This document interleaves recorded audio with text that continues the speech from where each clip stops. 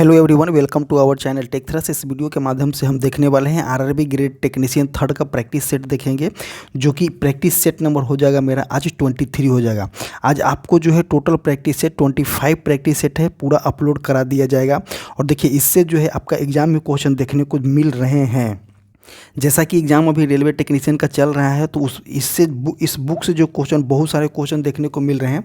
और इसमें क्वेश्चन जो आपको बता दें कि 100 क्वेश्चन है, जिसमें हम जीके और जीएस को कवर करने वाले हैं, जो कि आपका 50% पार्ट कवर कर लिया जाएगा। तो आइए देखते हैं फर्स्ट क्वेश्चन क्या है। तो एल्ब्यूमिन क्या है? तो एल्ब्यूमिन, देखिए, एल्ब्यूमिन एक प्रकार का प्रोटीन है। एल्ब्यूमिन जो है एक प्रकार का प्रोटीन है। प्रोटीन की खोज सबसे पहले प्रोटीन का बर्जीलियस एवं मुल्डर ने किया था। इसका निर्माण जो है पेप्टाइड बंधन द्वारा होता है। दाल में देखते हो कि दाल में आपको प्रोटीन मिलता है, तो दाल में कौन सा प्रोटीन मिलता है? तो दाल में प्रोलैमिनस नामक प्रोटीन पाया जाता है। गेहूं तथा चावल में ग्लूटीन नामक प्रोटीन पाई जाती है। दाल में आपको दाल में जो होता है प्रोलैमिनस पाई जाती है। और गेहूं और चावल में ग्लूटीन नामक प्रोटीन पाई जाती है, गेहूं में, चावल में। और जो आपको बता दें कि प्रोटीन की कमी से जो है क्वाशियोर बीमारी तथा मरस्मस रोग नामक रोग हो जाता है। वह प्रोटीन जो सिर्फ अमीनो अम्ल से बना होता है, सरल प्रोटीन कहलाता है। जैसे एल्ब्यूमिन हो गया, ग्लोब्यूमिन हो गया, हिस्टोन हो गया, ये सब आदि जो होती है प्रोटीन की ही बनी हुई है। नेक्स्ट क्वेश्चन देखते हैं कि प्याज में निम्नलिखित में से किस में खाद जमा होता है? तो देखिए, प्याज में जो होता है किस में खाद जमा होता है, ये पूछा गया है। तो प्याज में खाद अगर जमा होता है तो इसका आंसर हो जाएगा सल्क पत्र। सल्क पत्र देखते हैं कि सल्क पत्र होता क्या है। तो देखिए, प्याज के सल्क पत्र में खाद जमा होता है। यह तना का रूपांतरित होता है। तो सल्क पत्र जो होता है तना का रूपांतरित होता है। इसमें सल्फर जैसा गंध पाया जाता है। और जो आपको बता दें कि प्याज तथा लहसुन के कुल का नाम जो होता है लिली एसी कुल से कौन कौन से होते हैं? तो प्याज और लहसुन जो होता है लिली एसी कुल से होता है। नेक्स्ट क्वेश्चन देखते हैं कि यदि आप किस जगत में सभी जीवों को रखेंगे जो कोशिका भित्ति के साथ बहुकोशिकीय संकेंद्रित करता है? तो देखिए, कौन सा बोला गया है? कोशिका भित्ति। तो कोशिका भित्ति होता किस में है? तो कोशिका भित्ति आपको बता दें कि पादप, जितने पादप होते हैं उसमें कोशिका भित्ति होते हैं। और जितने जंतु जो होते हैं उसमें कोशिका भित्ति नहीं होते हैं, उसमें कोशिका झिल्ली होते हैं। बट पादप में जो होता है कोशिका भित्ति होता है। तो देखिए, एनिमेलिया जंतु से संबंधित है, इसको हटा दीजिए। मोनेरा भी नहीं हो जाएगा, प्रोटेस्टा भी नहीं हो जाएगा। तो इसमें जो हो जाएगा प्लांटी जो है पादप से संबंधित है। तो पादप में जो होता है कोशिका भित्ति होता है। और कोशिका भित्ति कौन सा होता है? तो बहुकोशिकीय होता है। और आइए इसके आगे देखते हैं कि लिनियस को आधुनिक वर्गीकरण का पिता बोला जाता है। तो देखिए, लिनियस को जो है आधुनिक वर्गीकरण का पिता बोला जाता है। इन्होंने संपूर्ण जीवधारियों को दो जगत में बांटा था। दो जगत में बांटा था। कौन सा? एक हो जाएगा आपका जीव, एक हो जाएगा आपका पादप। एक तो था जीव जंतु जगत, एक तो था आपका पादप जगत में विभाजित किया था। इन्होंने सिस्टमा नेचुरी को नीलियस ने प्रमुख बुक किताब था। संपूर्ण जीवधारियों को 5 जगत में हिकेटर जो थे 5 जगत में बांटे थे। हिकेटर 5 जगत में बांटे थे। कब? 1969 में हिकेटर ने 5 जगत में बांटे थे। वे कौन कौन से हो जाएगा? तो मोनेरा हो जाएगा, प्रोटेस्टा हो जाएगा, पादप, कवक एवं जंतु। ये सभी जो ये 5 जगत में किसने बांटे थे? हिकेटियस जो थे 5 जगत में बांटे हैं। बट कोरोनस लिनियस जो है दो भागों में बांटे हैं। 2 भागों में कोरोनस लिनियस कौन कौन से बांटे हैं? तो जंतु जगत एंड पादप जगत। नेक्स्ट क्वेश्चन देखते हैं, निम्न में से किसका सही सुमेलित नहीं है? तो देखिए, स्वसजीव जो है उत्पाद होता है, ये सही हो जाएगा। परजीवी जो होता है उपभोक्ता है। और मृत उपजीवी जो होता है बंधक होता है। तो इसमें कौन सा नहीं हो जाएगा? तृणभक्षी गौण उपभोक्ता जो हो जाएगा, इसमें नहीं हो जाएगा। तो देखिए, इसमें जो होता है क्या, जीवों तथा वातावरण के पारंपरिक संबंध का अध्ययन जो होता है इकोलॉजी कहलाता है। तो जीवों जीवों तथा वातावरण के सब पारस्परिक संबंध को क्या बोलते हैं, तो इकोलॉजी बोला जाता है। और वे घटक जो अपना भोजन स्वयं बनाते हैं उसको हम क्या बोलेंगे, जब वे घटक जो अपना भोजन स्वयं बनाते हैं हम उसको उत्पाद बोलते हैं। जैसे कि पेड़ पौधे हो गया, अपना भोजन स्वयं बनाते हैं तो सभी उत्पाद कहलाते हैं। और उपभोक्ता जो होता है, 3 प्रकार का उपभोक्ता होता है। उपभोक्ता के प्रकार देखेंगे तो उपभोक्ता 3 प्रकार का होता है। कौन कौन से, प्राथमिक उपभोक्ता, द्वितीय उपभोक्ता और तृतीय उपभोक्ता। तो एक होता है जो प्राथमिक उपभोक्ता, कौन होता है, प्राथमिक उपभोक्ता जो होता है उत्पाद को खाता है, जो प्राथमिक उपभोक्ता होता है। और उत्पाद जो होता है, प्राथमिक उपभोक्ता वो होता है जो उत्पाद को खाता है। और उत्पाद वाले कोई क्या होते हैं, तो शाकाहारी होते हैं। और उत्पाद को कौन खाता है, वो प्राथमिक उपभोक्ता को कौन खाता है, तो जैसे प्राथमिक उपभोक्ता को खाने वाला जैसे लोमड़ी हो गया, भेड़िया हो गया, मोर हो गया, ये सभी जो होता है कीट पतंग वगैरह खाते हैं। तो मोर जो है कीट पतंग खाता है, तो हो जाएगा कौन सा, तो द्वितीय उपभोक्ता मोर हो जाएगा। और आपको बता दें प्राथमिक उपभोक्ता कौन कौन से हो जाएगा, तो हो जाएगा आपका प्राथमिक उपभोक्ता लोमड़ी हो जाएगा, भेड़िया हो जाएगा, मोर हो जाएगा, ये सब इत्यादि जो हो जाएगा प्राथमिक उपभोक्ता हो जाएगा। और प्राथमिक उपभोक्ता को खाने वाले, द्वितीय उपभोक्ता को भोजन के रूप में ग्रहण करने वाले तृतीय उपभोक्ता कहलाते हैं। तो देखिए ये हो जाएगा द्वितीय उपभोक्ता कहला जाए। द्वितीय उपभोक्ता को भोजन कराने वाले कौन कहला जाएंगे, तो तृतीय उपभोक्ता कहला देंगे। जैसे बाघ, शेर, चीता आदि जो है ये सभी तृतीय उपभोक्ता के अंतर्गत आते हैं। नेक्स्ट क्वेश्चन देखते हैं हम यहाँ पे। नेक्स्ट क्वेश्चन कौन सा है, तो कैसीन निम्न में दुग्ध होता है, कैसीन निम्न में दुग्ध होता है और होती है। क्या क्वेश्चन पूछा गया है कि कैसीन निम्न में से दुग्ध होता है, तो कौन सा दुग्ध होता है, तो कैसीन जो होता है दूध में होता है। तो ये कौन सा है, तो प्रोटीन है। तो ऑप्शन नंबर सी जो हो जाएगा सही हो जाएगा।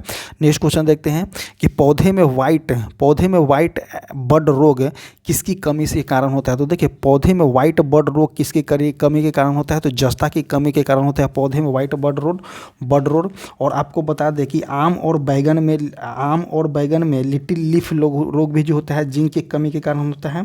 नींबू में डाइक रोग जो होता है तांबा की कमी के कारण होता है। तो ये क्वेश्चन आपको देखने को मिलता है कि नींबू में जो होता है डाइक रोग जो तांबा की कमी के कारण होता है, और नींबू में लिटिल लीफ रोग भी जो होता है तांबा की कमी के कारण होता है। धान में खैरा रोग आपका जिंक की कमी के कारण हो जाएगा। चुकंदर में रॉट रोग जो होता है बोरोन की कमी के कारण से होता है। नेक्स्ट क्वेश्चन देखते हैं। नेक्स्ट क्वेश्चन क्या पूछा है, न्यूमेरिकल है कि यदि द्रव्यमान 400 ग्राम दिया गया है, गुरुत्वीय त्वरण आपका जो है 10 मीटर पर सेकेंड स्क्वायर, तो वस्तु का भार ज्ञात करें। तो वस्तु के भार इक्वल टू क्या हो जाएगा, mg हो जाता है। अगर मान लेते हैं कि यहाँ पे वस्तु के भार निकालना है तो m में अगर g से गुना कर देते हैं तो हो जाएगा आपका वस्तु का भार। इसमें क्या दिया गया है, 400 ग्राम दिया गया है। तो 400 ग्राम को हम अगर kg में कन्वर्ट करते हैं तो 400 ग्राम को अगर हम केजी में कन्वर्ट करते हैं तो इसको 1000 से करेंगे तो 1000 से डिवाइड करेंगे तो कौन सा हो जाएगा, 1 केजी में हो जाएगा। इसको जो है 10 से गुना करेंगे तब इसको कैलकुलेट कीजिए। कैलकुलेट करने के कंडीशन में 0 से 0 कट जाएगा, यहाँ 2 0 से 2 0 कट जाएगा, तो यहाँ पे कितना आ जाएगा, 4 आ जाएगा। तो 4 मीटर पर सेकेंड स्क्वायर जो है इसका आंसर हो जाएगा। तो ऑप्शन नंबर कौन सा हो जाएगा, देखिए 4 ग्राम है, गलत काट दीजिए, 40 नहीं हो जाएगा, तो 4 केजी मीटर पर सेकेंड जो हो जाएगा, ऑप्शन नंबर बी जो हो जाएगा इसका सही हो जाएगा। नेक्स्ट क्वेश्चन देखते हैं। नेक्स्ट क्वेश्चन हो जाएगा कि SHM बोला जाता है। SHM कौन सा है, तो सरल आवर्त गति। सरल आवर्त गति में महत्तम आयाम पर वेग क्या हो जाता है। तो देखिए सरल आवर्त गति में पूछा गया कि महत्तम आयाम पे उसका वेग क्या हो जाएगा। तो महत्तम आयाम पे जैसे ही वेग हो जाएगा तो वेग उसका कौन सा हो जाएगा, तो वेग आपका 0 हो जाएगा। तो ऑप्शन नंबर कौन सा हो जाएगा, सी जो हो जाएगा सही हो जाएगा। नेक्स्ट क्वेश्चन देखते हैं, क्वेश्चन नंबर 19। क्वेश्चन नंबर 19 क्या बोलना चाह रहा है कि भारत की पहली निजी हेलीकॉप्टर असेंबली लाइन बनाने के लिए टाटा समूह ने किसके साथ जो है सब साझेदारी किया है। तो टाटा समूह ने जो है किसके साथ से साझेदारी किया है, तो एयरबस के साथ जो है साझेदारी किया है। और हाल ही में आयोजित सैन्य अभ्यास का गलत चुनाव करें। तो देखिए डेजर्ट साइक्लोन सैन्य अभ्यास भारत और यूएई के साथ है, बिल्कुल सही हो जाएगा। एक अयुता सैन्य अभ्यास जो है सिंगापुर के साथ है, नहीं थाईलैंड के साथ हो जाएगा। खंजर जो है किर्गिस्तान के साथ है, सही है। वज्र प्रहार जो है आपका अमेरिका के साथ हो जाएगा। तो इसका आंसर कौन सा हो जाएगा कि एक अयुता जो है आपका थाईलैंड के साथ है, एक्सरसाइज है। तो ऑप्शन नंबर बी जो हो जाएगा सही हो जाएगा।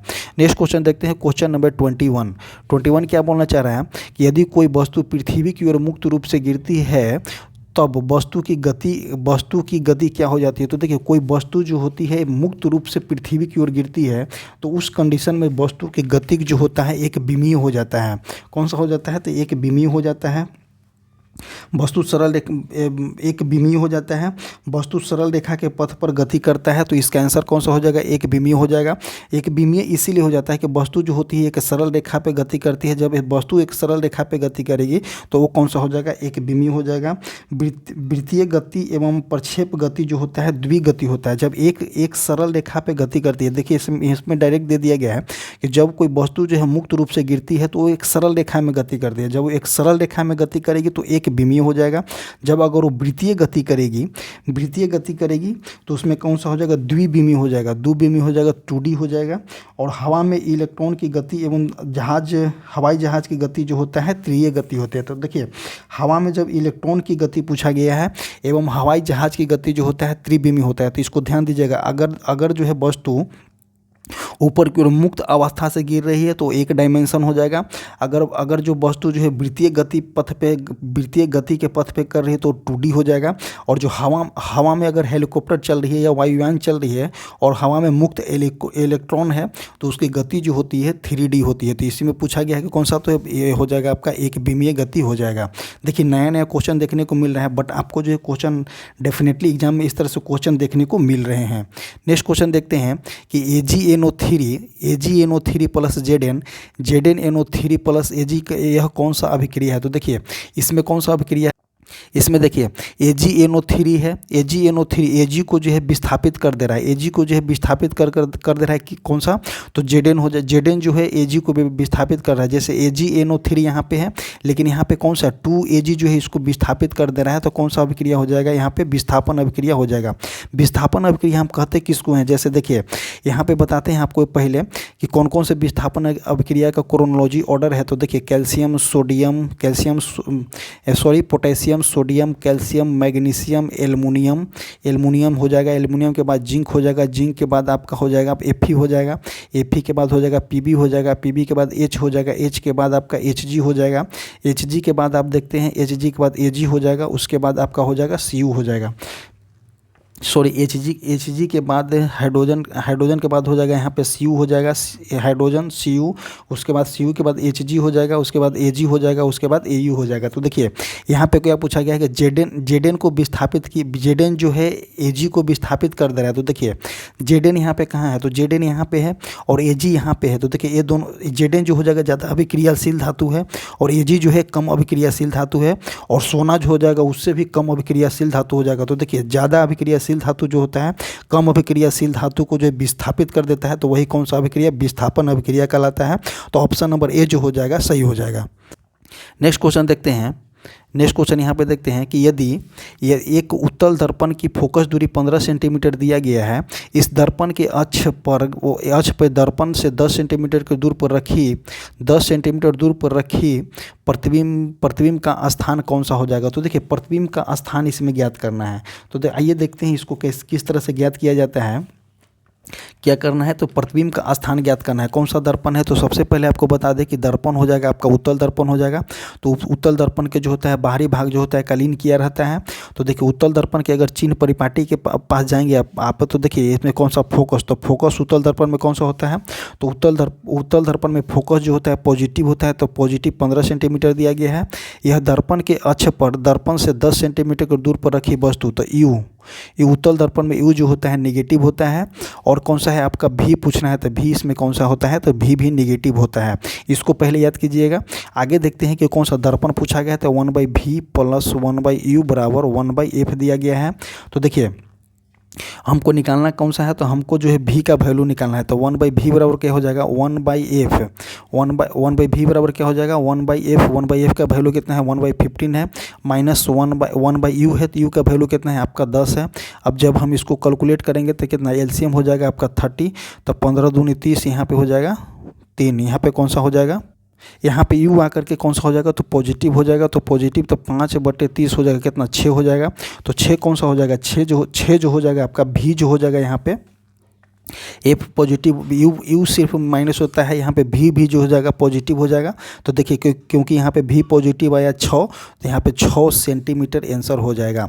नेक्स्ट क्वेश्चन देखते हैं कि स्वतंत्र रूप से लटके हुए चुंबक के चुंबकीय उत्तर तथा चुंबकीय दक्षिण से होकर गुजरने वाले काल्पनिक ऊर्ध्वपात को क्या कहते हैं। तो मतलब कि काल्पनिक वर्टिकल प्लेन को क्या कहते हैं, तो उसको हम बोलते हैं आपका कि उसको बोलते हैं चुंबकीय याम्योत्तर बोला जाता है।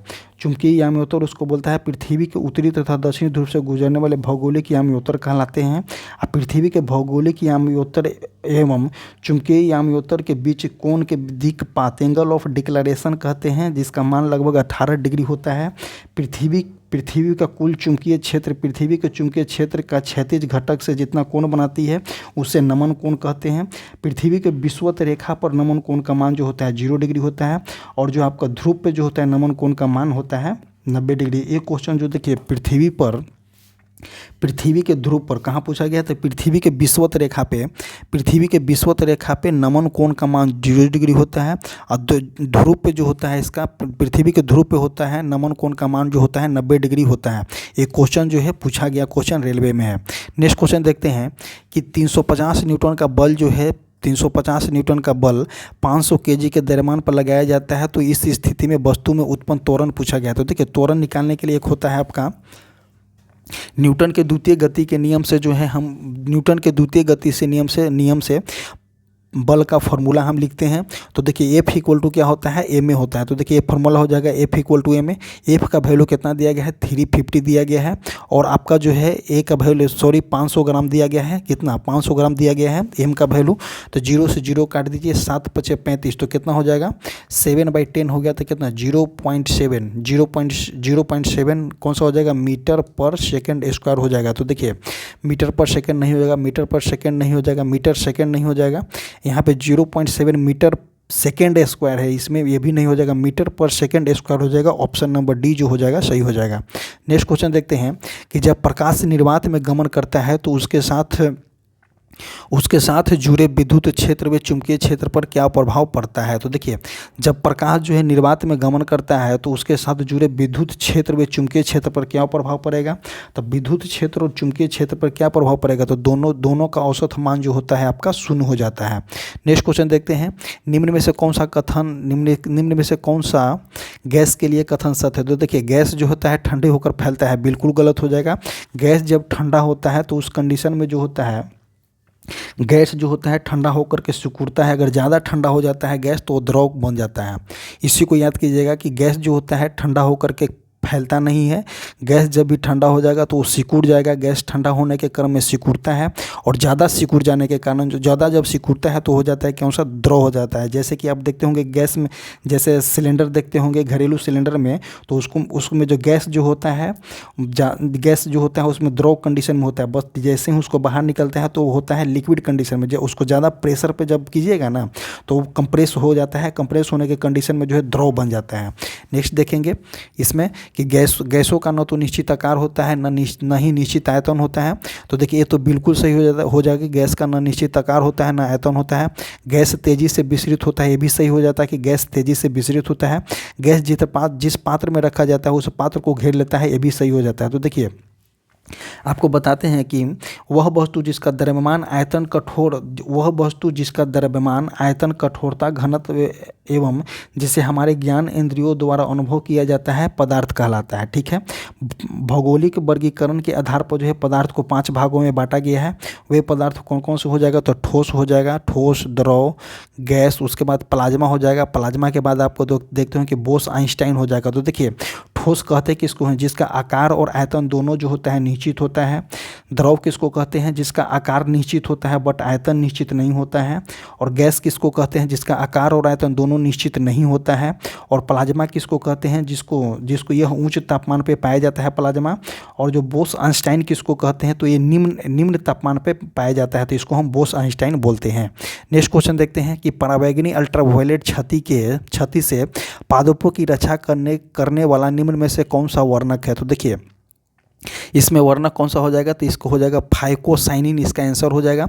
अब फाइकोसाइनिन कहते किसको हैं, तो देखिए फाइकोसाइनिन जो होता है, फाइकोसाइनिन प्रकाश संलयन फाइकोबिलोप्रोटीन परिवार से एक वर्णक प्रोटीन कॉम्प्लेक्स है। फाइकोसाइनिन क्लोरोफिल के लिए एक गौण वर्णक है। कैरोटेनाइड एवं एक नारंगी लाल का वर्णक है। पर्णपाती जो होता है जैनथोलिया पीले रंग द्रव होता है। और आपको बता दें कि ये जो फाइकोसाइनिन जो होते हैं अल्ट्रावायलेट क्षति से पादपों की रक्षा करता है। कौन सा, तो फाइकोसाइनिन एक प्रकार का कौन सा है, एक प्रकार का प्रोटीन है। नेक्स्ट क्वेश्चन देखते हैं। नेक्स्ट क्वेश्चन देखेंगे, क्वेश्चन नंबर 39। भारत किस देश को पीछे छोड़ करके विश्व का दूसरा सबसे बड़ा 5G नेटवर्क वाला बाजार बन गया है, तो इसका आंसर हो जाएगा अमेरिका, क्योंकि करंट अफेयर का क्वेश्चन है। गवर्नर जनरल लॉर्ड डलहौजी ने किस राज्य को चेरी नाम दिया था, तो देखिए गवर्नर जनरल डलहौजी जो था अवध राज्य को जो चेरी राज्य का दर्जा दिया था। और इसके टाइम में जो बहुत सारे वर्क किए गए थे, देखिए कौन कौन से वर्क किए गए थे, वर्क क्या करेगा, बहुत सारे लूटे गए थे ऐसे बोलिए। तो देखिए वह जो है 1856 में अवध राज्य को विलय कुशासन का आरोप लगा करके कर लिया था। कब किया था, तो 1856 में जो है अवध राज्य को जो है विलय कर लिया था, अपने में मिला लिया था। डलहौजी का कार्यकाल भारतीय गवर्नर जनरल के रूप में 1848 से लेकर के 1856 तक रहा था। और 1856 से डलहौजी का कार्यकाल जो था 1848 से 1856 था। और यही समझिए कि एक प्रकार का न्यू डाल दिया था 1857 की क्रांति का। जो देखते हैं कि जैसे जैसे किसी राज्य को हड़पा गया था, तो उस कंडीशन में जो है वहाँ से नेता खड़ा हुए थे 1857 की क्रांति में। तो इसका सबसे बड़ा श्रेय किसको जाता है, तो लॉर्ड डलहौजी को जाता है। डलहौजी ने 29 मार्च 1849 को पंजाब का विलय भारतीय ब्रिटिश साम्राज्य में कर लिया। तो देखिए पंजाब को कब कर लिया, तो पंजाब को कर लिया था 1849 में पंजाब को कर लिया था। और जो है 1856 में अवध को कर लिया था। और जो है लॉर्ड डलहौजी ने 1850 में सिक्किम राज्य के दार्जिलिंग क्षेत्र को भारत ब्रिटिश साम्राज्य में मिला लिया था। कब मिला था, तो 1850 में सिक्किम राज्य के जो दार्जिलिंग क्षेत्र है उसको भी अपने आप में मिला लिया था। डलहौजी ने व्यापक सिद्धांत हड़पने की नीति का प्रयोग भारत में ब्रिटिश साम्राज्य के विस्तार के लिए किया था। तो व्यापक सिद्धांत के आधार पर पहला राज्य जो है सतारा कब किया गया था, हड़पा था, तो 1848 में हड़पा था। और उसके बाद सतारा, उसके बाद जैतपुर और संभलपुर के 1849 में किया था। देखिए एक क्वेश्चन जो है एग्जाम में देखने को मिलता है। बघाट को 1850 में किया था। उदयपुर को किया था 1852 में, उदयपुर को किया था। और झांसी को 1853 में किया था। तो झांसी तो क्वेश्चन आपको देखने को मिलता ही है। उसके बाद नागपुर को 1854 में किया था। और भारतीय ब्रिटिश साम्राज्य को मिला लिया था। तो यही जो लॉर्ड डलहौजी के कारण जो ही है 1857 की क्रांति का समझिए वहाँ पे न्यू डाल दिया गया था। क्योंकि बहुत सारे राजा का राज हड़प करके ब्रिटिश साम्राज्य में मिलाया। तो उस कंडीशन में वो लोग वैसे जहाँ से हड़पा गया था वैसा ही जगह से जो है राजा लोग ज़्यादातर खड़ा हुए थे 1857 की क्रांति में। नेक्स्ट क्वेश्चन देखते हैं। निम्न में से ऑक्सीकरण प्रतिक्रिया के बारे में क्या सही नहीं है, तो एक पदार्थ में ऑक्सीजन में अणुवृद्धि तथा हाइड्रोजन हटाने को ऑक्सीकरण कहते हैं। देखिए एक पदार्थ में ऑक्सीजन की अणुवृद्धि, जब ऑक्सीजन की वृद्धि होता है और हाइड्रोजन के हटना कौन सा कहलाता है, तो ऑक्सीकरण कहलाता है। बिल्कुल सही हो जाएगा। वह पदार्थ जो ऑक्सीकरण के लिए ऑक्सीजन देता है या हाइड्रोजन को हटाता है उसे हम क्या बोलें, ऑक्सीकारक बोलेंगे। ये भी सही हो जाएगा। वनस्पति तेल का हाइड्रोजनीकरण एक ऑक्सीकरण प्रक्रिया है, बिल्कुल गलत हो जाएगा, ये नहीं हो जाएगा। धातु में जंग लगना जो है ऑक्सीकरण प्रक्रिया है। तो देखिए वनस्पति तेल का हाइड्रोजनीकरण एक ऑक्सीकरण प्रक्रिया नहीं है। वनस्पति तेल का हाइड्रोजनीकरण जो हो जाएगा आपका, हाइड्रोजनीकरण जो होता है अभिप्राय असंतृप्त कार्बनिक यौगिक में हाइड्रोजन की क्रिया तथा द्वारा संतुलित यौगिक का प्राप्त करना होता है। तो ऑप्शन नंबर कौन सा हो जाएगा, इसका डी हो जाएगा। नेक्स्ट क्वेश्चन देखते हैं कि 10 वोल्ट के विभवांतर वाले दो बिंदुओं में किया गया काम जो होता है 30 जूल है। तो दो बिंदुओं के बीच प्रभावित होने वाले विद्युत आवेश पूछा गया है। तो देखिए इसका फॉर्मूला होता है W बराबर क्या होता है, W बराबर हो जाएगा आपका QV। तो देखिए W यहाँ वर्क हो जाएगा, Q यहाँ पे आवेश हो जाएगा, V हो जाएगा जो वोल्टेज हो जाएगा। तो देखिए W का वैल्यू दिया गया है, कितना दिया गया है, 30 दिया गया है। उसके बाद Q का वैल्यू यहाँ पे निकालना है हमें, और V का वैल्यू यहाँ पे 10 दिया गया। तो यहाँ से काट दीजिए तो कितना हो जाएगा, 3 कूलम इसका आंसर हो जाएगा। तो ऑप्शन नंबर डी जो हो जाएगा सही हो जाएगा। नेक्स्ट क्वेश्चन देखते हैं। कि 5 किलोग्राम तथा 10 किलोग्राम द्रव्यमान के दो इस्पातों के गेंदों को गतिज ऊर्जा समान है। यदि संभवतः हो तो कौन सी गेंद तेज गति से गति करता है। तो देखिए ये क्वेश्चन को हम पिछले बार भी बनाए हुए हैं, एज इट इज क्वेश्चन है। तो देखिए गतिज ऊर्जा का फॉर्मूला होता है आपका 1/2 mv² होता है। तो देखिए दोनों को सब्स्टिट्यूट करेंगे तो यहाँ पे कौन सा हो जाएगा 1/2 m का वैल्यू दिया गया है। जब m का वैल्यू यहाँ पे दिया गया है 1/2 m का वैल्यू कितना दिया गया है 5 दिया गया है, और v1² हमको निकालना है। 1/2 m का वैल्यू कितना दिया गया 10 दिया गया है, और v2² निकालना है। तो देखिए 1/2 से 1/2 कट गया, और यहाँ पे 5 दूनी 10, 2 कट जाएगा तो v1² डिवाइडेड बाई v2² हो जाएगा। यहाँ पे v1² यहाँ है, v2 यहाँ पे आ जाएगा, और यहाँ पे 2 दिया गया है 2/1। तो देखिए v1 का जो वैल्यू है ज़्यादा हो जाएगा। तो 5 किलोग्राम वाले गेंद के तेज जो हो 5 किलोग्राम वाली गेंद जो हो जाएगा तेज गति से चल रही है। तो ऑप्शन नंबर बी जो हो जाएगा सही हो जाएगा। नेक्स्ट क्वेश्चन देखते हैं, निम्नलिखित में से कौन सा कथन सत्य नहीं है। तो देखिए उपापचयी प्रक्रिया के दौरान जो होता है परमाणु के इलेक्ट्रॉन उत्सर्जित होते हैं। उपापचयी प्रक्रिया कौन सा होता है तो ऑक्सीकरण हो जाता है। तो ऑक्सीकरण की क्रिया के क्रम में जो होता है ऑक्सीजन की क्रिया के क्रम में जो होता है ऑक्सीजन की क्रिया उपापचयी अभिक्रिया के दौरान जो है परमाणु के इलेक्ट्रॉन जो होता है उत्सर्जित होता है, ये हो जाएगा जो सही हो जाएगा। वो अपचयन प्रक्रिया के दौरान परमाणु के प्रोटॉन में वृद्धि होता है, नहीं होगा। अपचयन प्रक्रिया के दौरान परमाणु में प्रोटॉन उत्सर्जित होता है, नहीं हो जाएगा। अपचयन प्रक्रिया के दौरान जो होता है परमाणु में इलेक्ट्रॉन की क्षति होती है, नहीं हो जाएगा। तो उपचयन प्रक्रिया के दौरान जो होता है परमाणु में इलेक्ट्रॉन जो होता है उत्सर्जित होता है। तो 44 का ए जो हो जाएगा यहाँ पे सही हो जाएगा। नेक्स्ट क्वेश्चन देखते हैं। नेक्स्ट क्वेश्चन हो जाएगा आपकी 25 डिग्री सेल्सियस पर विभिन्न माध्यमों में ध्वनि के चाल के बारे में निम्नलिखित में से कौन सा कथन जो होता है सही है। तो देखिए जल में ध्वनि की चाल जो होता है 1531 मीटर पर सेकंड होता है। कब जल में जो होता है ध्वनि की चाल पूछा गया है 1531 मीटर कब होता है, जब जो होता है 25 डिग्री सेल्सियस होता है। तो बिल्कुल सही हो जाएगा। हवा में ध्वनि की चाल जो होता है 46 किलोमीटर पर सेकंड होता है। तो देखिए इसमें जो हो जाएगा आपका केवल एक सत्य हो जाएगा, दो सत्य नहीं है। तो देखिए एल्युमिनियम अगर 25 डिग्री सेल्सियस बोला गया है तो एल्युमिनियम का चाल अलग देता है, निकल का चाल जो अलग होता है। तो इसको हम एक अलग से सेपरेट वीडियो कभी लेकर के आएंगे इस पर। तो सबसे पहले इसका देख लेते हैं कि ऑप्शन नंबर 45 का जो होता है ए जो हो जाता है इसमें सही हो जाता है। नेक्स्ट क्वेश्चन देखते हैं कि जब वस्तु को निम्न में कहाँ रखा जाता है तो अभिसरण लेंस में कोई भी प्रतिबिंब नहीं बनता है। तो देखिए अभिसरण लेंस में कोई भी प्रतिबिंब नहीं बनता है।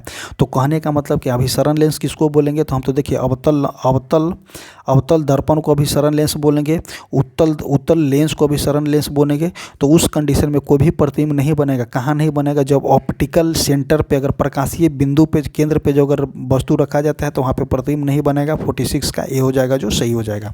नेक्स्ट क्वेश्चन देखते हैं।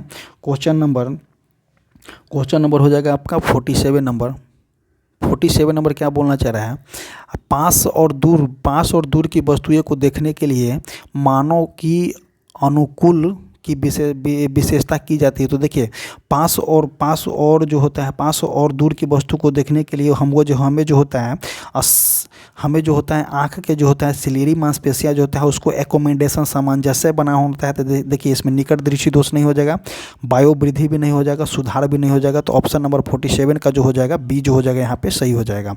नेक्स्ट क्वेश्चन देखते हैं, मानव शरीर में अनोक्सी श्वसन कहाँ होता है। तो देखिए मानव शरीर में अनोक्सी श्वसन एक होता है अनोक्सी श्वसन, एक होता है ऑक्सी श्वसन। तो देखिए अनोक्सी श्वसन हम कहते हैं किसको हैं, अनोक्सी श्वसन में जो होता है CO2 उपस्थित नहीं होता है, और ऑक्सी श्वसन में जो होता है CO2 जो होता है प्रेजेंट होता है, अनोक्सी में CO2 प्रेजेंट नहीं होता है। तो देखिए मानव शरीर में अनोक्सी श्वसन होता कहाँ पे होता है। तो देखिए मानव शरीर के अनोक्सी श्वसन जो होता है कोशिका द्रव में जो होता है अनोक्सी श्वसन होता है, जहाँ पे CO2 उपस्थित नहीं होता है, और उसको हम बोलते हैं किसको है। तो देखिए अवयवीय श्वसन के कुछ पादप तथा जीवों में एथेनॉल का उत्पादन होता है। जैसे कि आपको बता दें कि अगर अनोक्सी श्वसन होता है मतलब कि अनोक्सी श्वसन O2 की उपस्थिति नहीं है, और जब O2 की उपस्थिति नहीं है तो पादप तथा जीव जंतु में कौन सा एथेनॉल देता है, वही जीवधारियों में आपका देगा। जीवधारियों में कौन सा देगा तो लैक्टिक अम्ल दे देता है जीवधारियों में, जिसकी वजह से जो है बॉडी में दर्द होता है, ऐंठन होता है। तो किसकी वजह से, तो बॉडी में CO2 जाने की वजह से होता है। तो इसका आंसर कौन सा हो जाएगा 48 का बी हो जाएगा। नेक्स्ट क्वेश्चन देखते हैं। क्वेश्चन नंबर देखेंगे 59 क्वेश्चन नंबर क्या बोल रहा है, 59 क्वेश्चन नंबर देखेंगे कि इनमें से किसने भारत में 19वीं शताब्दी के अंत में प्लेग की जांच करने में विफलता के कारण पूना प्लेग कमिश्नर रैंड की मार करके हत्या कर दिया था। तो इन्होंने किन्होंने किया था, तो 59 का ए हो जाएगा, दामोदर चापेकर बंधुओं ने किया था। तो देखिए 22 जून 1897 को प्लेग कमिश्नर रैंड और सहायक आस्टर्ड को हत्या कर दी गई थी। एक क्वेश्चन आपको देखने को मिलता है। चापेकर बंधुओं दामोदर हरि चापेकर और बालकृष्ण हरि चापेकर और वासुदेव हरि चापेकर ने 1896 से 1897 में पूना में व्यायाम मंडल की स्थापना किया था। चापेकर बंधुओं के संबंध क्रांतिकारी समिति हिंदू धर्म संघ से था। वीर सावरकर द्वारा 1904 में जो अभिनव भारत की स्थापना की गई थी। अभिनव भारत जो होता है मित्र मेला का परिवर्तित रूप है, और जो अभिनव भारत की शाखाएं महाराष्ट्र के अलावा कर्नाटक मध्य प्रदेश में स्थापित किया गया था। और इसका आंसर कौन सा हो जाएगा, चापेकर बंधु दामोदर चापोकर जो हो जाएगा आंसर हो जाएगा। नेक्स्ट क्वेश्चन देखते हैं, क्वेश्चन नंबर 60। क्वेश्चन नंबर 16 क्या बोलना चाह रहा है कि स्वतंत्रता के बाद दूसरी पंचवर्षीय योजना के दौरान जर्मनी के सहयोग से किस इस्पात संयंत्र की स्थापना किया गया है। तो राउरकेला जो है जर्मनी के सहयोग से किया गया था। और जो है भिलाई जो है आपका किसके सहयोग से किया गया है, तो भिलाई आपका जो है रसिया के सहयोग से किया गया है। बोकारो स्टील जो है आपका ब्रिटेन के सहयोग से किया गया है। और दुर्गापुर स्टील जो है आपका रसिया के इसमें देखिए राउरकेला जो है जर्मनी के सहयोग से किया गया है, भिलाई जो है रसिया के सहयोग से किया गया है, दुर्गापुर जो है यूके के सहयोग से किया गया है, और बोकारो स्टील की जो है आपका रसिया के सहयोग से किया गया है। तो ऑप्शन नंबर कौन सा हो जाएगा, इसका जर्मनी के सहयोग पूछ रहा है, तो ऑप्शन नंबर सी जो हो जाएगा सही हो जाएगा। नेक्स्ट क्वेश्चन देखते हैं, लूप किस प्रकार का गर्भ निरोधक के रूप में कार्य करता है। तो देखिए यह डिंबवाहिनी नलिकाओं के मार्ग को जो है अवरुद्ध कर देता है। तो ऑप्शन नंबर 61 का ए हो जाएगा। नेक्स्ट क्वेश्चन देखते हैं, 62 जो है स्क्रीन पे बनाना पॉसिबल नहीं है, तो इसका आंसर आपको बता देते हैं। 62 का ऑप्शन कौन सा हो जाएगा, डी हो जाएगा। नेक्स्ट क्वेश्चन देखते हैं कि इनमें से कौन सा अम्ल क्षार अमोनिया क्लोराइड का लवण उत्पन्न करता है। तो देखिए अम्ल पूछा गया है, अम्ल और क्षार पूछा गया है कि अमोनिया क्लोराइड का लवण उत्पन्न करता है। तो देखिए HCl अम्ल है, और NH4OH जो है क्षार हो जाएगा। तो इसका ऑप्शन कौन सा हो जाएगा, 63 का सी हो जाएगा। नेक्स्ट क्वेश्चन देखते हैं कि मेढक में मानव की तरह ही एक जोड़ी फेफड़ा होता है, लेकिन वे अपने निम्न में से किस अंग से श्वसन करते हैं। तो देखिए मेढक में जो होता है मानव की तरह ही एक जोड़ी फेफड़ा होता है, बट वो जो है आपका आद्र एवं सश्लेषमा त्वचा से जो है श्वसन करते हैं। नेक्स्ट क्वेश्चन देखते हैं कि न्यूलैंड के अष्टक सिद्धांत के अनुसार प्रत्येक कितने तत्व के बाद जो है तत्व के गुणधर्म पहले गुणधर्म के समान होते हैं। तो जो होता है आठवें तत्व जो होता है, आठवें तत्व का गुणधर्म जो होता है पहले गुणधर्म के समान होता है। तो ऑप्शन नंबर बी जो हो जाएगा यहाँ पे सही हो जाएगा। और न्यूलैंड का अष्टक नियम जो होता है परमाणु द्रव्यमान पे आधारित था। नेक्स्ट क्वेश्चन देखेंगे, चुंबकीय क्षेत्र के अंदर स्थित धारावाही चालक पर बल की दिशा ज्ञात करने के लिए प्रयुक्त फ्लेमिंग के बाएं हाथ के नियम के अनुसार मध्यमा, देखिए यहाँ पे कौन सा दे दिया गया है। देखिए यहाँ हो जाएगा F, B और I हो जाएगा। तो ये हो जाएगा आपका थंब, ये हो जाएगा आपका इंडेक्स, ये हो जाएगा आपका मिडिल फिंगर। तो पूछा क्या गया है, पहले पूछा गया कि मध्यमा और तर्जनी अंगुली। तो मध्यमा जो हो जाएगा आपका करंट को प्रदर्शित करेगा, और तर्जनी अंगुली जो हो जाएगा आपका ये वाला इंडेक्स फिंगर हो जाएगा, और जो आपका विद्युत चुंबकीय क्षेत्र को प्रदर्शित करेगा। तो ऑप्शन नंबर कौन सा हो जाएगा, धारा हो जाएगा पहले में, और चुंबकीय क्षेत्र ऑप्शन नंबर डी जो हो जाएगा 66 का जो सही हो जाएगा। नेक्स्ट क्वेश्चन देखते हैं कि प्रकाश संश्लेषण के दौरान निम्न में से कौन सी प्रक्रिया नहीं होती है। तो देखिए प्रकाश संश्लेषण के दौरान जो होते हैं ऑक्सीजन का अवशोषण नहीं होता है, ऑक्सीजन का जो होता है उत्सर्जन होता है। तो यही हो जाएगा जो सही हो जाएगा। जल के अणुओं का विभाजन होता है, बिल्कुल सही हो जाएगा। प्रकाश ऊर्जा का अवशोषण होता है, सही हो जाएगा। कार्बन डाइऑक्साइड का अपचयन होता है, तो ये भी सही हो जाएगा। बट यहाँ पे कौन सा हो जाएगा कि प्रकाश संश्लेषण के दौरान जो होता है ऑक्सीजन का अवशोषण नहीं होता है, ऑक्सीजन का जो होता है उत्सर्जन होता है। नेक्स्ट क्वेश्चन देखते हैं, मेडल ने 7 अलग अलग लक्षणों का अध्ययन क्यों किया था। तो देखिए यह ज्ञात करने के लिए कि पौधे से कौन से पौधे अच्छे थे। मटर के पौधे के विभिन्न किस्मों के बनाने के लिए नहीं हो जाएगा। वंशागति और स्वाभाविक सिद्धांतों पर प्रकाश डालने के लिए ऐसा किया गया था। तो ऑप्शन नंबर कौन सा हो जाएगा इसका, 68 का जो हो जाएगा यहाँ पे सी हो जाएगा। नेक्स्ट क्वेश्चन देखते हैं, 68 के बाद देखेंगे 79 नंबर क्वेश्चन कि निम्नलिखित भारतीय संविधान के इनमें से किस अनुच्छेद में नए राज्यों के गठन, सीमाओं के फेरबदल आदि के संबंध में वर्णन किया गया है। तो देखिए अनुच्छेद 1 में जो है राज्यों का संघ हो जाएगा। अनुच्छेद 2 जो होता है किसी भी बाहरी राज्य को मिलाना होता है, और जो आंतरिक में जो होता है तोड़ करके गठन किया जाता है, जैसे कि एक राज्य तोड़ करके दूसरे राज्य बनाया जाता है, तो अनुच्छेद 3 के अंतर्गत आता है। तो ऑप्शन नंबर डी जो हो जाएगा सही हो जाएगा। नेक्स्ट क्वेश्चन देखते हैं कि हिमालय पर्वतमाला को किस में विभाजित किया गया है। तो देखिए हिमालय पर्वतमाला को जो है हिमाचल, उसके बाद हिमाचल, हिमाद्री और शिवालिक में विभाजित किया गया है।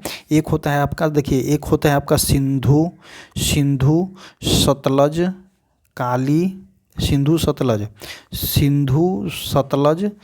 काली, तीस्ता और दिहांग होता है। तो देखिए सिंधु और सतलज मिलकर के कौन सा बनता है, तो पंजाब हिमालय बनता है। और सतलज और काली मिलकर के कौन सा बनता है, सतलज और काली मिलकर के कौन सा बनता है, तो कुमायूं बनता है। काली और तीस्ता मिलकर के कौन सा बनेगा, तो नेपाल हिमालय बनेगा। और तीस्ता और दिहांग मिलकर के कौन सा बनता है, तो असम हिमालय बनता है। तो देखिए एक क्वेश्चन जो है आपको एग्जाम में देखने को डेफिनेटली मिलेंगे।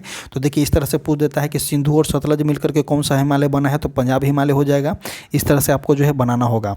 नेक्स्ट क्वेश्चन देखते हैं 81 नंबर क्वेश्चन। इसको जो है स्क्रीन पर बनाना पॉसिबल नहीं है, इसका आंसर आपको हम बता देते हैं। 81 का आंसर जो हो जाएगा आपका बी हो जाएगा।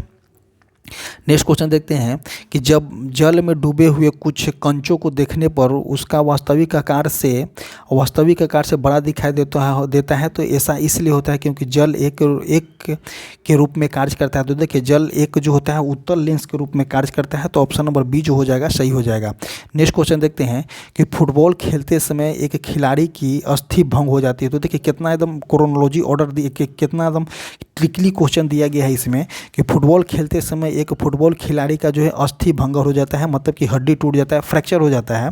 वह अस्पताल गया, अस्पताल ने डॉक्टर एक से लेकर के उसे जल में मिलाया। देखिए एक से लेकर के पदार्थ एक से लेकर के जो है जल में मिलाया ताकि उसका उपयोग करके टूटी हुई हड्डी अस्थियों को ये सही स्थिति में रख करके सहारा दिया जा सके। तो पदार्थ एक क्या हो जाएगा, तो पदार्थ एक हो जाएगा आपका POP हो जाएगा, प्लास्टर ऑफ पेरिस जो हो जाएगा इसका आंसर हो जाएगा। प्लास्टर ऑफ पेरिस का उपयोग किया जाता है हड्डियों के टूटे फूटे को जोड़ने में किया जाता है। हड्डियों को टूटे फूटे जोड़ने के लिए इसलिए किया जाता है कि जो है एक स्टैटिक्स पॉइंट पे छोड़ देता है। जब उस स्टैटिक्स पॉइंट पे जो होता है तो उस कंडीशन में जब हड्डी स्टैटिक्स पॉइंट पे होता है तो वो जो होता है जुड़ जाता है। नेक्स्ट क्वेश्चन देखते हैं कि मान लीजिए कि एक चिकित्सक द्वारा 2+2.5 डायोप्टर क्षमता के संशोधक लेंस की सलाह दी जाती है तो लेंस की फोकस दूरी क्या हो जाएगी। तो देखिए लेंस की फोकस दूरी तो यहाँ पे पॉजिटिव होगा क्योंकि यहाँ पे पॉजिटिव दिया गया है। तो P = क्या होता है 1/f होता है। जब P = 1/f है तो देखिए P कितना है तो 2.5 डायोप्टर दिया गया है। तो देखिए डायोप्टर होता है जब होता है SI में होता है। डायोप्टर जब होता है जब SI में होता है तो तब इसको जो है मीटर लिया जाता है। बट यहाँ पे कौन सा हो जाएगा, यहाँ पे लेंस की फोकस दूरी किस में लेना होता है तो सेंटीमीटर में दिया गया। तो जब सेंटीमीटर में लेंगे तो क्या लिखेंगे F बराबर +2.5 दिया गया तो 2.5 लिखेंगे। और 2.5 को अगर हमको सेंटीमीटर में बदलना है तो ऊपर हम कितना से 1000 से डिवाइड करेंगे तो कितना हो जाएगा +40 सेंटीमीटर इसका आंसर हो जाएगा। तो ऑप्शन नंबर सी जो हो जाएगा सही हो जाएगा। 1000 से नहीं, देखिए P बराबर कौन सा है तो P बराबर आपका 1/f है। तो F हमको निकालना है तो 1/2.5। तो देखिए 2 0 ऊपर हो जाएगा, इसको सेंटीमीटर में बनाना है तो, और आपका जो 1 0 यहाँ पे हो जाएगा तो 25 चौका 100 कितना हो जाएगा 40 सेंटीमीटर आया। तो ऑप्शन नंबर सी जो हो जाएगा इसका सही हो जाएगा। नेक्स्ट क्वेश्चन देखते हैं 85 नंबर क्वेश्चन। 85 नंबर क्वेश्चन क्या बोल रहा है कि ऑस्ट्रिएट के प्रयोग से संबंध में निम्नलिखित में से कौन सा कथन सही नहीं है। तो देखिए किसी धारावाही चालक के बगल में रखे हुए चुंबकीय दिक् सूचक की सुई विक्षेपित हो जाता है तो बिल्कुल सही हो जाता है, विक्षेपित हो जाता है। धारावाही चालक के आसपास चुंबकीय क्षेत्र उत्पन्न होते हैं तो ये भी सही हो जाएगा। धारावाही चालक के बगल में रखे चुंबकीय दिक् सूचक की सुई के विक्षेपित की दिशा धारा की दिशा में उलटने पर परिवर्तित नहीं होता है। तो यहाँ पे नहीं होता है, यहाँ पे परिवर्तित हो जाता है। तो इसका आंसर कौन सा हो जाएगा, 1 और 2 जो हो जाएगा सही हो जाएगा। नेक्स्ट क्वेश्चन देखते हैं, निम्नलिखित में से कौन सा कथन असत्य है। तो देखिए, संतुलित रासायनिक समीकरण के अभिकारकों और उत्पादों में विभिन्न तत्वों के परमाणु की संख्या जो होती है समान होती है। तो ये तो हो जाएगा आपका सही हो जाएगा। असंतुलित रासायनिक समीकरण के में अभिकारकों और उत्पादों में एक या अधिक तत्वों के परमाणु संख्या जो होता है असमान होता है। तो देखिए एक क्वेश्चन जो हो जाएगा आपका गलत हो जाएगा। तो ऑप्शन नंबर कौन सा हो जाएगा, 86 का जो हो जाएगा सी हो जाएगा। 86 का कौन सा हो जाएगा, सी हो जाएगा जो सही हो जाएगा। नेक्स्ट क्वेश्चन देखते हैं, कौन से समूह में शामिल तत्व रंगहीन रंगहीन होता है, स्वादहीन होता है और गंध रहित होता है। तो आपका कौन सा हो जाएगा, तो शून्य में हो जाएगा। शून्य में मतलब कि अक्रिय गैस हो जाएगा। अक्रिय गैस कौन कौन से, helium, neon, argon, krypton, xenon, radon जो हो जाएगा आपका अक्रिय गैस हो जाएगा। तो ऑप्शन नंबर 87 का सी हो जाएगा। नेक्स्ट क्वेश्चन देखते हैं कि एक विद्युत बल्ब के फिलामेंट जो है 8 मिनट के लिए 0.5 एम्पियर की धारा प्रवाहित होती है। विद्युत धारा के माध्यम से प्रवाहित होने वाला विद्युत आवेश कितना हो जाएगा। तो देखिए विद्युत आवेश पूछा गया है, तो विद्युत आवेश इक्वल टू फॉर्मूला होता है Q बराबर क्या होता है, IT होता है। तो विद्युत आवेश पूछा गया है, इसमें Q बराबर IT होता है। I का वैल्यू आपका 0.5 दिया गया है और इसका जो है T का वैल्यू 8 मिनट दिया गया है। तो मिनट को आपको सेकंड में बनाइए। तो इसको अगर पूरा कैलकुलेट कीजिएगा तो 240 कूलम जो हो जाएगा आंसर हो जाएगा। तो ऑप्शन नंबर सी जो हो जाएगा सही हो जाएगा। नेक्स्ट क्वेश्चन देखते हैं, क्वेश्चन नंबर 99 क्या बोलना चाह रहा है कि पुलित्जर पुरस्कार विजेता प्रथम भारतीय का नाम क्या है। तो पुलित्जर पुरस्कार अगर प्रथम भारतीय पूछा गया है तो आपका आंसर हो जाएगा गोविंद बिहारी लाल। नेक्स्ट क्वेश्चन देखेंगे कि 100 नंबर, कजरी लोक नृत्य किस ऋतु से संबंधित है। तो कजरी लोक नृत्य जो हो जाता है आपका, कजरी लोक नृत्य जो है आपका मानसून से संबंधित है। तो ऑप्शन नंबर डी जो हो जाएगा सही हो जाएगा। इसी तरह से वीडियो समाप्त होता है। आपको वीडियो कैसा लगा आप कमेंट करके बताइए। अब इसको जो है कंटिन्यू देखा कीजिए, कंटिन्यू इसको देखिए, क्योंकि जिनका भी एग्जाम है वो कंटिन्यू देख करके एक बार जाइए, क्योंकि इस बुक से जो है डेफिनेटली क्वेश्चन बन रहे हैं। और आपको बता दें कि हमारा टेलीग्राम चैनल है, जो कमेंट बॉक्स है, डिस्क्रिप्शन बॉक्स में टेलीग्राम का लिंक पिन कर दिया गया है। और जो आपको बता दें कि वहाँ पे नंबर भी जारी कर दिया गया, किसी भी कंडीशन में आप डायरेक्ट कॉल करके बात कर सकते हैं या आप व्हाट्सअप मैसेज कर सकते हैं। इसी तरह से वीडियो समाप्त होता है। Thank you.